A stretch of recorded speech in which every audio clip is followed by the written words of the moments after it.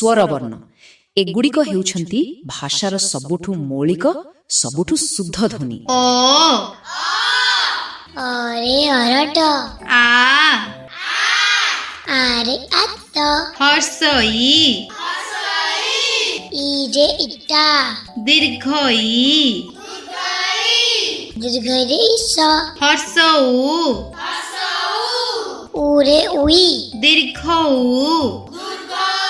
दुर्गोरे उणा रू रूरे ऋण ए एरे एक ओई ऐरे ऐरावत ओ ओरे ओट औ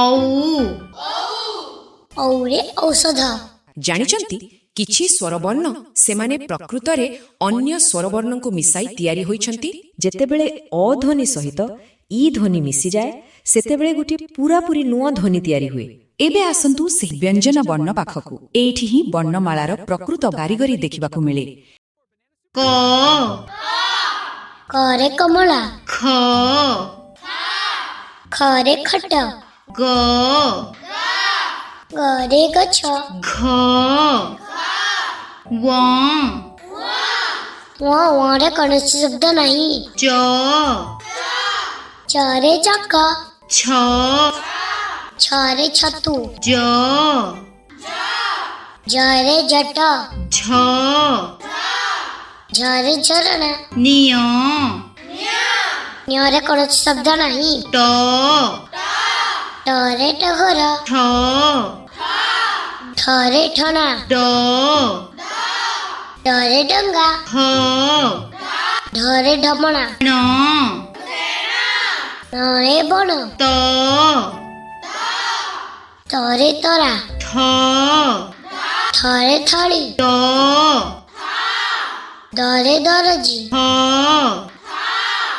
धरे धनु न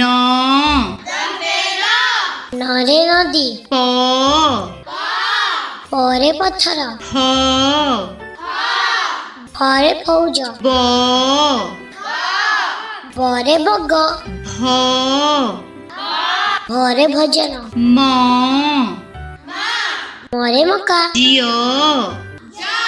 जरे ज र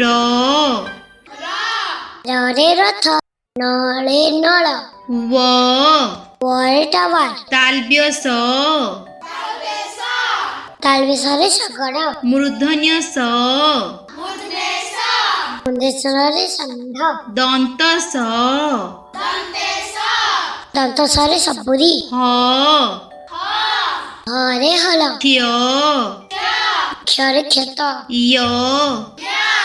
यरे गयल ल लरे रत्ता। ଏହା କେବଳ କିଛି ଅକ୍ଷର ନୁହେଁ, ଏହା ଏକ ଅବିଶ୍ୱସନୀୟ ଭାବରେ ସୁସଂଗଠିତ ସିଷ୍ଟମ। ଏହି ଟେବୁଲକୁ ଟିକେ ଭଲ ଭାବେ ଦେଖନ୍ତୁ। ଏଇଠି ହିଁ ବର୍ଣ୍ଣମାଳାର ଅସଲ ଯାଦୁ ଲୁଚି ରହିଛି। ଏହି 25ଟି ବର୍ଣ୍ଣକୁ କୁହାଯାଏ ବର୍ଗୀୟ ବ୍ୟଞ୍ଜନ। କାହିଁକି? କାରଣ ପ୍ରତ୍ୟେକ ଧାଡ଼ି ବା ବର୍ଗ ଆମ ପାଟି ଭିତରର ଗୋଟିଏ ନିର୍ଦ୍ଦିଷ୍ଟ ଜାଗାରୁ ଉଚ୍ଚାରିତ ହୁଏ। ଯେମିତି କ ବର୍ଗ ସିଧା କଣ୍ଠରୁ, ଚ ବର୍ଗ ତାଳୁରୁ, ଟ ବର୍ଗ ମୂର୍ଦ୍ଧାରୁ ମାନେ ଜିଭକୁ ବଙ୍କାଇ, ତ ବର୍ଗ ଦାନ୍ତର ସାହାଯ୍ୟରେ, ଆଉ ଶେଷରେ ପ ବର୍ଗ ଦୁଇ ଓଠକୁ ମିଶେଇ। ତେଣୁ ଏହା କେବଳ ଗୋଟେ ତାଲିକା ନୁହେଁ, ଏହା ହେଉଛି ଆମ ମୁଖ ଯନ୍ତ୍ରର ଗୋଟିଏ ମ୍ୟାପ୍।